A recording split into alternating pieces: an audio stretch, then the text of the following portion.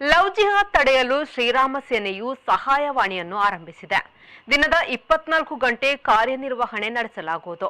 ಕಾನೂನು ಸಲಹೆ ಲಭ್ಯವಿರುತ್ತದೆ ಎಂದು ಶ್ರೀರಾಮ ಸೇನಾ ರಾಜ್ಯ ಪ್ರಧಾನ ಕಾರ್ಯದರ್ಶಿ ಆನಂದ್ ಶೆಟ್ಟಿ ಅಡ್ಯಾರ್ ಹೇಳಿದರು. 9090443344 ದೂರವಾಣಿ ಸಂಖ್ಯೆಯ ಸಹಾಯವಾಣಿ ಆರಂಭಿಸಲಾಗಿದೆ. ರಾಜ್ಯದ ಯಾವುದೇ ಮೂಲೆಯಿಂದ ಕರೆ ಮಾಡಬಹುದು. ಲವ್ ಜಿಹಾದ್ ಕರೆಗಳನ್ನು ಮಾತ್ರ ಸ್ವೀಕಾರ ಮಾಡಲಾಗುತ್ತದೆ. ಸಹಾಯವಾಣಿ ತಂಡದಲ್ಲಿ ನುರಿತ ವಕೀಲರು, ಹಿರಿಯ ಪೊಲೀಸ್ ಅಧಿಕಾರಿಗಳು ಇರುತ್ತಾರೆ. ಕರೆ ಮಾಡಿದವರ ಮಾಹಿತಿ ಗೌಪ್ಯವಾಗಿಡಲಾಗುವುದು ಎಂದು ಮಂಗಳೂರಿನಲ್ಲಿ ಸಹಾಯವಾಣಿಯನ್ನು ಉದ್ಘಾಟಿಸಿ ಶ್ರೀರಾಮ ಸೇನಾ ರಾಜ್ಯ ಪ್ರಧಾನ ಕಾರ್ಯದರ್ಶಿ ಆನಂದ್ ಶೆಟ್ಟಿ ಅಡ್ಯಾರ್ ಮಾಹಿತಿ ನೀಡಿದರು. ಇಡೀ ಕರ್ನಾಟಕ ರಾಜ್ಯದಲ್ಲಿ ಶ್ರೀರಾಮ ಸೇನೆಯ ಕರ್ನಾಟಕ ರಾಜ್ಯ ಘಟಕ ವತಿಯಿಂದ ಒಂದು ಮಹತ್ತರವಾದ ಕೆಲಸ ಇವತ್ತು ಆಗ್ತಾ ಇದೆ. ಏನು ನಾವು ಹಲವಾರು ವರ್ಷಗಳಿಂದ ಲವ್ ಜಿಹಾದ್ ಎಂಬ ಕಾಟದಲ್ಲಿ ನರಳುತ್ತಾ ಇದ್ದೇವೆ. ಹಿಂದೂ ಸಹೋದರಿಯರನ್ನ ಕಳ್ಕೊಳ್ತಾ ಇದ್ದೇವೆ. ಇದಕ್ಕೊಂದು ಅಂಕಿತ ಹಾಕಬೇಕಂತ ಹೇಳುವಂಥ ನಿಟ್ಟಿನಲ್ಲಿ ಇಡೀ ರಾಜ್ಯಾದ್ಯಂತ ಇವತ್ತು 6 ಕಡೆಗಳಲ್ಲಿ ಬೆಂಗಳೂರು, ಕಲಬುರಗಿ, ಬಾಗಲಕೋಟೆ, ದಾವಣಗೆರೆ, ಹುಬ್ಳಿ ಧಾರವಾಡ ಹಾಗೂ ಮಂಗಳೂರು ಈ 6 ಕಡೆಗಳಲ್ಲಿ ಏಕಕಾಲದಲ್ಲಿ ಸಹಾಯವಾಣಿಯನ್ನು ಉದ್ಘಾಟನೆ ಮಾಡ್ತಾ ಇದ್ದೇವೆ. ಲವ್ ಜಿಹಾದ್ ಅಂತ ಹೇಳಿದರೆ ಬಹುಶಃ ನಿಮ್ಗೆಲ್ಲರೂ ಕೂಡ ಗೊತ್ತಿರುವಂಥದ್ದೇ. ಇಡೀ ರಾಜ್ಯ ಅಲ್ಲ, ಇಡೀ ದೇಶದಲ್ಲೇ ಕಾಡ್ತಿರುವಂತಹ ಒಂದು ಬಹಳ ದೊಡ್ಡ ಒಂದು ಬೆಡಂಭೂತ ಅದು. ಲವ್ ಜಿಹಾದ್ ಹೆಸರಲ್ಲಿ ನಡೆದ ಹತ್ಯೆಗಳು ಅಂತ ಹೇಳಿದರೆ ಉತ್ತರ ಭಾರತದಲ್ಲಿ 2022-23 ಗಮನವಿಟ್ಟು ನೀವು ಕೇಳಬೇಕು. 22-23ನಲ್ಲಿ 153 ಭಯಾನಕ ಹಿಂದೂ ಯುವತಿಯರ ಬರ್ಬರ ಕೊಲೆಗಳಾಗಿದೆ. ಉತ್ತರ ಪ್ರದೇಶದಲ್ಲಿ 69, ಮಧ್ಯಪ್ರದೇಶದಲ್ಲಿ 22, ಗುಜರಾತ್ನಲ್ಲಿ 12, ಉತ್ತರಾಖಂಡ್ನಲ್ಲಿ 11, ಮಹಾರಾಷ್ಟ್ರದಲ್ಲಿ 9. ಇದನ್ನ ನಾನು ಹೇಳ್ತಾ ಇಲ್ಲ, ಇದು OP ಇಂಡಿಯಾ ಎಂಬ ಸಂಸ್ಥೆ, ಎಲ್ಲರೂ ಕೂಡ ಅದನ್ನ ವೀಕ್ಷಣೆ ಮಾಡಬಹುದು. ನಿಖರವಾದ ಮಾಹಿತಿ ಪ್ರತಿಯೊಂದು ಸ್ಟೇಷನ್ನಿಂದಲೂ ಪೊಲೀಸ್ ಸ್ಟೇಷನ್ ಪಡೆದಂತಹ ಮಾಹಿತಿಯ ಅನುಸಾರ ಈ ಮಾಹಿತಿಯನ್ನು ಕೊಡಲಾಗುತ್ತೆ. ಅದರಲ್ಲಿ ಅಪ್ರಾಪ್ತ ಹಿಂದೂ ಬಾಲಕಿಯರು 27.5%, 27.5%. ಅದರಲ್ಲಿ ಯುವತಿಯರು 72.5%. ದಲಿತ ಯುವತಿಯರು ಎಷ್ಟಿದ್ದಾರೆ ಅಂತ ಕೇಳಿದ್ರೆ 15% ಅದರಲ್ಲಿ ದಲಿತ ಯುವತಿಯರು.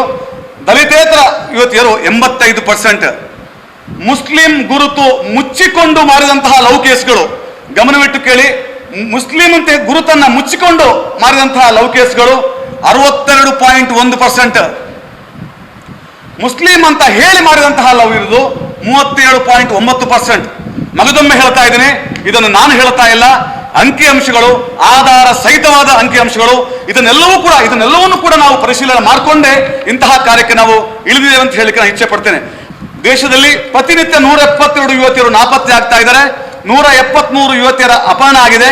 5 ಯುವತಿಯರು ವೈಶ್ಯಾವಾಟಿಕೆ 2019-21ರಿಂದ ಅಂದ್ರೆ 2 ವರ್ಷದಲ್ಲಿ 13,13,000 ಕೇಸುಗಳು. 18 ವರ್ಷಕ್ಕಿಂತ ಕಡಿಮೆ ವಯಸ್ಸಿನ 2,51,430 ಬಾಲಕಿಯರು, 18 ವರ್ಷ ಮೇಲ್ಪಟ್ಟ ಯುವತಿಯರು, ಮಹಿಳೆಯರು ನಾಪತ್ತೆಯಾಗಿದ್ದಾರೆ. ವೇಶ್ಯಾವಾಟಿಕೆ, ಅತ್ಯಾಚಾರ, ಭಯೋತ್ಪಾದನೆ, ಮಾರಾಟ, ದೇಶದ ರಕ್ಷಣಾ ಗೋಪ್ಯತೆ ಕಳವು, ಅಕ್ರಮ ಶಸ್ತ್ರಾಸ್ತ್ರ ಸಾಗಾಟ, ಕಾನೂನು ಬಾಹಿರ ಮಾದಕ ದ್ರವ್ಯ ಸಾಗಾಟ, ಮಾರಾಟ, ಭಯೋತ್ಪಾದಕ ನಂಟು ಎಲ್ಲವೂ ಸೇರಿ ಇದೆಲ್ಲ ಲವ್ ಜಿಹಾದ್ ಎಂಬ ಒಂದು ಕಾರ್ಖಾನೆ ಉತ್ಪತ್ತಿಯಾಗಿದೆ. ಇದರ ಮೂಲವನ್ನ ನಾವು ನಿಜವಾಗ್ಲೂ ಹುಡುಕ್ತಾ ಹೋದ್ರೆ ಖಂಡಿತವಾಗ್ಲೂ ನಮಗೆ ಸಿಗ್ಲಿಕ್ಕಿಲ್ಲ. ಅಂಥದ್ದೊಂದು ಕೆಟ್ಟ ಜಾಲ, ಅದನ್ನು ನಾವು ಬೇಳಿಸಬೇಕಂತ ಹೇಳೋ ನಿಟ್ಟಿನಲ್ಲಿ ಸಂಘಟನೆ ಇವತ್ತು ಬಹಳ ಒಂದು ಉತ್ತಮವಾದ ಹೆಜ್ಜೆಯನ್ನು ಇಡ್ತಾ ಇದೆ. ಈ ಸಹಾಯವಾಣಿಯು ಈ ರಾಜ್ಯದ ಹುಬ್ಳಿಯಲ್ಲಿ ಕೇಂದ್ರೀಕೃತವಾಗಿ ಕಾರ್ಯಾಚರಣೆ ಮಾಡಲಿಕ್ಕಿದೆ. ಹುಬ್ಳಿ ಕೇಂದ್ರಗಳು ಇಡೀ ರಾಜ್ಯಕ್ಕೆ ಸಂಬಂಧಪಟ್ಟು ಒಂದೇ ಮೊಬೈಲ್ ನಂಬರ್ ಅನ್ನ ನಾವು ಬಿಡುಗಡೆ ಮಾಡ್ತಾ ಇದ್ದೀವಿ. ರಾಜ್ಯದ ಮೂಲೆಗಳಿಂದಲೂ ಎಲ್ಲಿಂದಲೂ ಕೂಡ ಕರೆಗಳನ್ನು ಮಾಡಬಹುದು. ಕೇವಲ ಲವ್ ಜಿಹಾದ್ ಸಂಬಂಧಪಟ್ಟ ಕರೆಗಳನ್ನು ಮಾತ್ರ ಇದು ಸ್ವೀಕಾರ ಮಾಡುತ್ತೆ. ನಂತರದ ಕ್ರಮದಲ್ಲಿ ಈ ಲವ್ ಜಿಹಾದ್ನಲ್ಲಿ ಈ ಸಹಾಯವಾಣಿಯಲ್ಲಿ ಏನೇನಿದೆ ಅಂತ ಹೇಳುವಂಥದ್ದನ್ನ ಸ್ವಲ್ಪ ನಾನು ನಿಮಗೆ ಮನವರಿಕೆ ಮಾಡಿಕೊಡ್ತಾ ಇದ್ದೀನಿ. ಈ ಒಂದು ಸಂಸ್ಥೆಯಲ್ಲಿ ಇದು ಶ್ರೀರಾಮ ಸೇನೆಯ ನೇರವಾದ ಒಂದು ಶ್ರೀರಾಮ ಸೇನೆಯ ಜೊತೆಗಿರುವಂತಹ ಒಂದು ಸಂಸ್ಥೆ ಅಂತ ನಾನು ಹೇಳಲಿಕ್ಕೆ ಇಷ್ಟಪಡ್ತೀನಿ.